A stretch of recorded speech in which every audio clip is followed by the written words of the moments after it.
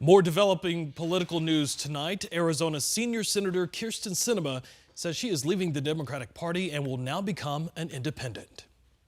My stand today is about joining the many Americans and lots of Arizonans, in fact, the majority of registered voters, who don't believe that any political party fits them perfectly. According to her voting record in Congress, Sinema votes with the Democrats roughly 90% of the time. Meanwhile, take a look at this pie chart behind me. It shows the most recent voter registration numbers from the midterm elections here in Arizona, where you can see independents actually make up the second largest voting bloc in all of Arizona. Today, we got a chance to talk with an expert over at ASU about independent voters and Senator Sinema's shift. Both parties don't treat dissent very kindly. She has billed herself more as bipartisan. Arizona is pretty evenly divided. But I think what you're seeing is that, in a time of this hyperpolarization, people are leaving the parties. I mean, when you have over 50% of young people, millennials and Gen Z, who have decided not to affiliate with a party, it's very significant. And what that means in the future.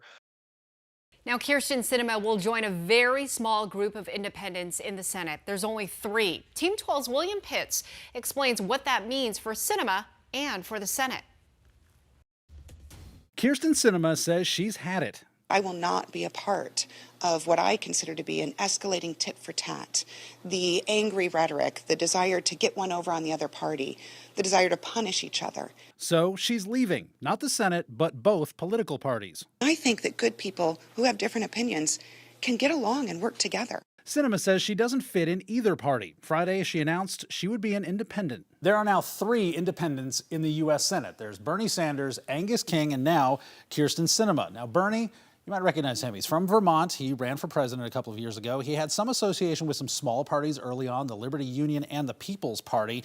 But now he caucuses with the Democrats, which means he's basically a Democrat. Then there's Angus King. He's from Maine. He's never run as anything but an independent, but he caucuses with the Democrats too. And then there's Kyrsten Sinema. This is her 3rd party. She started out as an independent with the Green Party, then the Democratic Party, and now she's an independent. As for who she'll caucus with, she says no one. She's never done it before. She's not planning on starting now. The White House saying they don't think anything will be that different. The way that we see it, it does not change the majority, or it doesn't change the complexion of what our Democratic majority is going to look like in the Senate.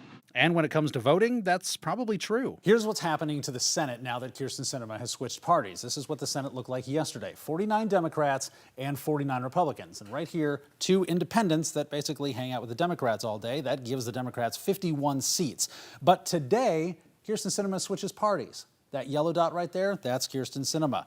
She switches to be an independent and not necessarily one who caucuses with the Democrats. So the Democrats lose a guaranteed seat, bringing them to 50. So their margin of control is smaller, but they still have one card up the sleeve, the vice president, who's a Democrat and is the tiebreaker in the event of a tie. Independents are the 2nd biggest voting group in Arizona, just behind Republicans.